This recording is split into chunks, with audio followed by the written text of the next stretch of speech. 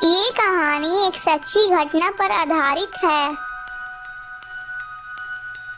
ये एक सच्ची घटना है उत्तर प्रदेश की मेरठ की। सौरभ की बेटी का जन्मदिन होता है तो वो लंदन से अपने घर आता है और वह अपने घर के दरवाजे पर दस्तक देता है। फिर सौरभ की बीबी घर का दरवाजा खोलती है। अरे सौरभ, आ गए तुम? अरे आता कैसे नहीं, आज मेरी बेटी का जन्मदिन जो है। कहाँ है मेरी लाडली बेटी? फिर सौरभ अपनी बेटी के पास जाता है। अरे कैसी है बेटा तू? ठीक हूँ पापा, आज मेरी बेटी का जन्मदिन है ना, इसलिए मैं तुम्हारे लिए बहुत सारा सामान लेकर आया हूँ। सच में पापा? हाँ बेटा, सच में। अरे आप बाप बेटी बातें बाद में करना, आप इतनी दूर से ट्रेनिंग से आए हो, आप थक गए होगे, मैं आपके लिए पानी लेकर आती हूँ। और बेटा तुम्हारी पढ़ाई कैसे चल रही है? अच्छी चल रही है पापा। जब मुस्कान पानी लेने अपनी रसोई में आती है तब वो अपने प्रेमी साहिल को फोन लगाती है। पहले मैं साहिल को कॉल करके बता देती हूँ मेरा पति घर आ गया है। अरे मुस्कान का कॉल। हाँ बेबी बोलो। अरे बोलना क्या है, वो ना मेरा पति घर आ गया है तो तुम जल्दी से जल्दी वो मेरा बेहोशी का दवाई मेरे घर के बाहर दे दो। जैसे ही मौका मिलेगा हम उसका काम तमाम कर देंगे। हाँ हाँ ठीक है ठीक है।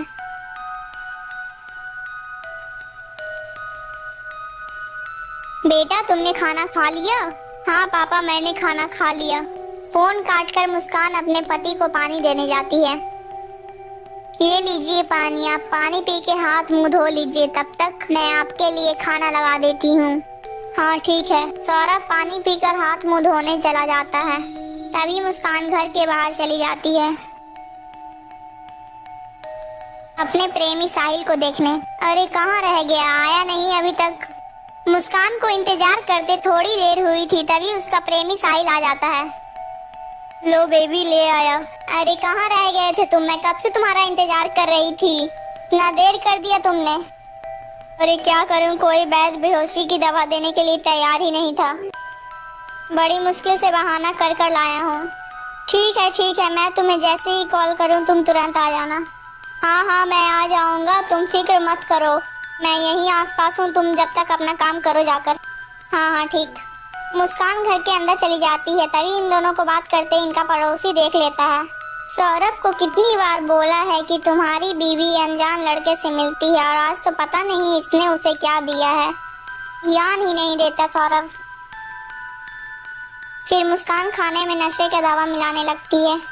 अरे इतनी थोड़ी दवा से अगर ये फिर से नहीं बेहोश हुआ तो हमारा उस दिन की तरह प्लान ही फ्लॉप हो जाएगा। हाँ एक काम करती हूँ, यह पूरी दवाई उसमें डाल देती हूँ, फिर देखती हूँ या कैसे बेहोश नहीं होता है। फिर मुस्कान खाने में वो सारी दवाइयाँ मिला देती है और खाने को लेकर अपने पति सौरभ के पास जाती है।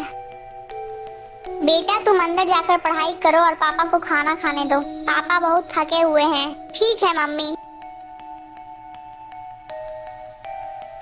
अरे वाह मुस्कान, मेरी पसंद की खीर।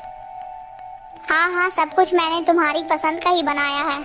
बहुत बहुत धन्यवाद मुस्कान, तुम मेरा कितना ख्याल रखती हो, भगवान करे तुम्हारी जैसी पत्नी हर किसी को दे भगवान। तुम जल्दी से खाना खा लो वरना खाना ठंडा हो जाएगा। फिर सौरभ खाना खाने लगता है।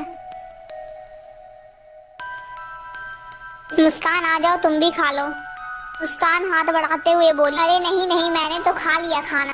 सौरभ फिर से खाना खाने लगता है। मुस्कान गिलास में पानी लाती है और सौरभ को कहती है या लीजिए पानी पी लीजिए। सौरभ को पानी पीने के बाद उसे चक्कर आने लगते हैं। अरे मुस्कान थकान की वजह से मुझे नींद आ रही है। अरे हाँ हाँ आप आराम कीजिए। सौरभ के खाने में मिली हुई दवा का उसका असर हो जाता है और वो बेहोश हो जाता है। फिर मुस्कान खाने की थाली उठाकर रसोई में आ जाती है।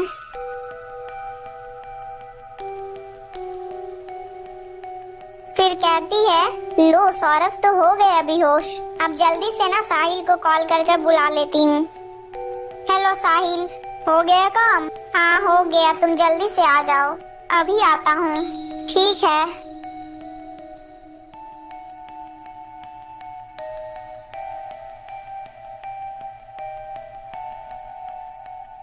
अरे बेहोश तो हो गया ना?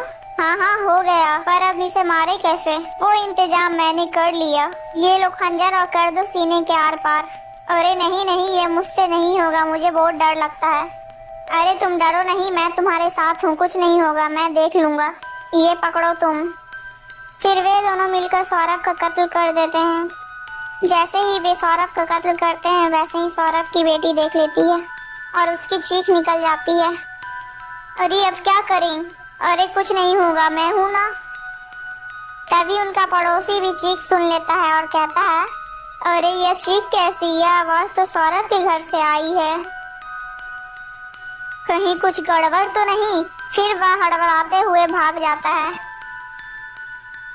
फिर मुस्कान अपनी बेटी के पास उसे जाकर धमकाती है, अगर तुमने किसी को यह सब बताया ना तो तुम्हारा भी हाल तुम्हारे पापा के जैसा होगा। नहीं मम्मी, मैं किसी को कुछ नहीं बताऊंगी। कुछ बताना भी मत। बेटी रोती रह जाती है और वे दोनों सौरभ का कत्ल करके उसे ड्रम में डालते हैं। ये ले मुस्कान, हमारे रास्ते का कांटा सदैव के लिए हट गया, हम सदा के लिए आजाद हो गए। हाँ ये तो तुम ठीक कह रहे हो, लेकिन हम एक काम करते हैं, बाजार से सीमेंट लाकर इसे पैक कर देते हैं ताकि मोहल्ले वाले को इसकी बदबू भी ना आए।